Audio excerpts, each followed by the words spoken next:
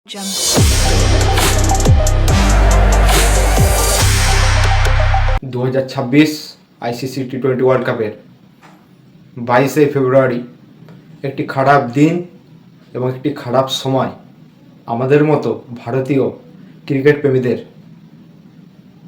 আমরা এতটাই আফসোস এবং আমাদের এতটাই খারাপ লেগেছে যে ভারত এত সুন্দর, এত ভালো পজিশানে খেলতে আসছিল, এত সুন্দরভাবে জয় হাসিল করছিল। সেই ভারত যদি এইভাবে পতন হয় তাহলে আমাদের মতো ক্রিকেট প্রেমীদের এর থেকে আফসোস আর কিছুই হতে পারে না। কেননা বন্ধুরা, আফসোস কেন হতে পারে না? আমাদের আফসোসটা কোথায়? এইটাই যে ভারত এত সুন্দর পারফর্ম করার পরেও সাউথ আফ্রিকার ম্যাচটাকে কোচ গৌতম গম্ভীর কীভাবে এতটা কমজোর ভাব নিয়ে নিল, কীভাবে অক্ষর প্যাটেলকে বসিয়ে রাখলো, কীভাবে সঞ্জু স্যামসনকে বসিয়ে রাখলো এবং মোহাম্মদ সিরাজের মতো একজন অভিজ্ঞমান বোলারকে বসিয়ে রেখে কীভাবে তারা কাজ করছে।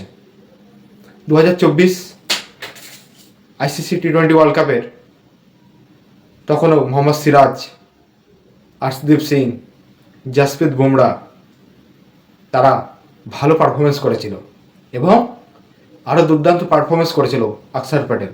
তাকে বসিয়ে রেখে সেই সাউথ আফ্রিকার বিরুদ্ধে ম্যাচে আমাদের হার, একটি খুব লজ্জার হার দেখতে হলো। শুধু একজন দুজনকে দোষ দিলে হবে না, এখানে দুজনের ওপরে ক্ষোভ আসছে। কিন্তু আমার কথা হচ্ছে, দুজনের ওপর ক্ষোভ আসবে কেন? আরও তো রয়েছে। এখন শোনা যাচ্ছে সোশ্যাল মিডিয়াতে তিলক বর্মা এবং রিঙ্কু সিংকে পরিবর্তন করতে পারে।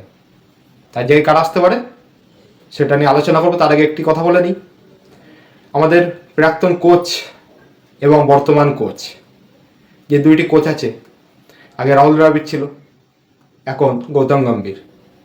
দুজনের ডিফারেন্সটা দেখেন।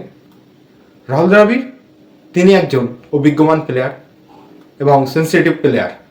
তিনি সবসময় ভেবে রাখেন যে দলে অভিজ্ঞমান প্লেয়ারের কাজ সবচেয়ে বড়, যার কারণে তিনি অভিজ্ঞমান প্লেয়ার দেখবেন, কে রাহুল থেকে শুরু করে, শ্রেয়াস আইয়ার থেকে শুরু করে বিরাট কোহলি এবং রোহিত শর্মাকে রেখে বাকি কাজ।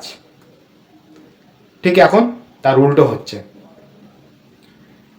গত কতগুলো যে সিরিজ যে জয় হাসিল করিয়েছিল রোহিত শর্মা আর বিরাট কোহলি, শ্রেয়াস আইয়ার, কে রাহুল মিলে, তা গুণে পারা যাবে না। তাদেরকেও রাহুল দ্রাবিড় ছাড়াই করে শুভমান গিলকে ক্যাপ্টেন আনলো ওডিআই সিরিজে। তারপর থেকে আমাদের পতন চালু হয়ে গেল।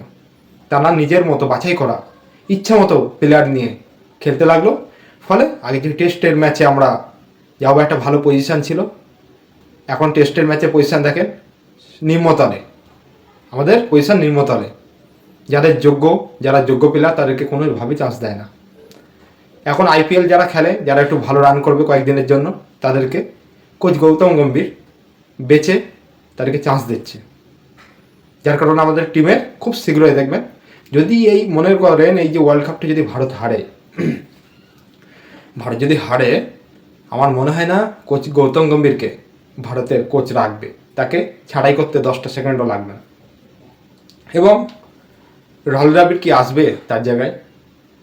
রাহুল দ্রাবিড় তিনি একটি কথা বলেছেন যে আমি ছোটোর থেকে বড় পর্যন্ত বিদেশে কাটিয়েছি। আমাদের যত খেলাও হয়েছে সব বিদেশে, সব বাইরের মাটিতে কাটিয়েছি, কিন্তু দেশের মাটিতে আমি সময় দিতে চাই। হ্যাঁ, এটা একটা ভালো কথা বলেছে। তিনি পরিবারের সাথে থাকার জন্য বাড়িতে সময় দিতে চাই, কিন্তু দেশের জন্য তাকে আবার বাড়ি যেতে হবে। তিনি প্রস্তুত থাকুন, যদি এই দিনটা যদি আসে আমাদের জন্য, একটা খারাপ দিন যদি আসে যে ভারত যদি হেরে যায়, অবশ্যই তাকে আবার আমরা চাই। কারা চান বন্ধুরা? কারা আমার সাথে সহমত অবশ্যই কমেন্ট করে জানাবেন। এবং মেন যে বিষয়টা আজকে আলোচনা করবো সেটি হচ্ছে প্রিমিয়াম ওপেনিং হিসাবে অভিষেক শর্মাকে ভারতীয় সিলেক্টররা এবং কোচ গৌতম গম্ভীর এখনও প্রিমিয়াম হিসাবে ভেবে রেখেছে, যে পরস্পর 3টে ম্যাচ 0 রান করেও লাস্টে সাউথ আফ্রিকার ম্যাচে 15 রান করেছে। তিলক বর্মা যাও একটু রান করেছে, কিন্তু তাকে সরাবে এবং তাকে সরানোরও কারণ আছে।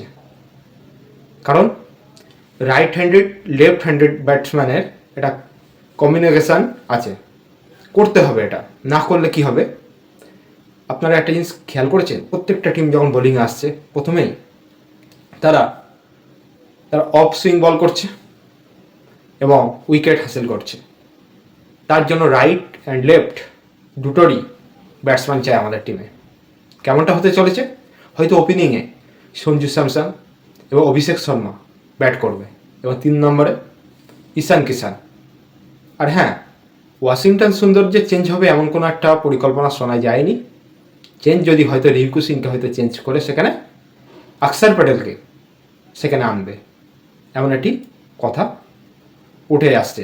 আরও পরিষ্কার হবে যে ভারতীয় টিম আজকের পৌঁছে গেছে চিদম্বরম স্টেডিয়ামে এবং সেখানে প্র্যাকটিস হবে। সেই প্র্যাকটিসে বোঝা যাবে যে কে থাকবে আর কে থাকবে না। কিন্তু আমার এখানে একটি কথা আছে বন্ধুরা, কি কথা, যে পুরনো যারা নেই তাদের নিয়ে আমি এখন কোনো কথা বলবো না, কারণ যারা এখন আছে আমাদের টিমে তাদেরকে নিয়ে কথা বলবো। আমি মনে করি মোহাম্মদ সিরাজকে অবশ্যই চান্স দেওয়া একবার উচিত, কারণ সিরাজ ফাইটিং বোলার, সে ফাইট করতেই জানে।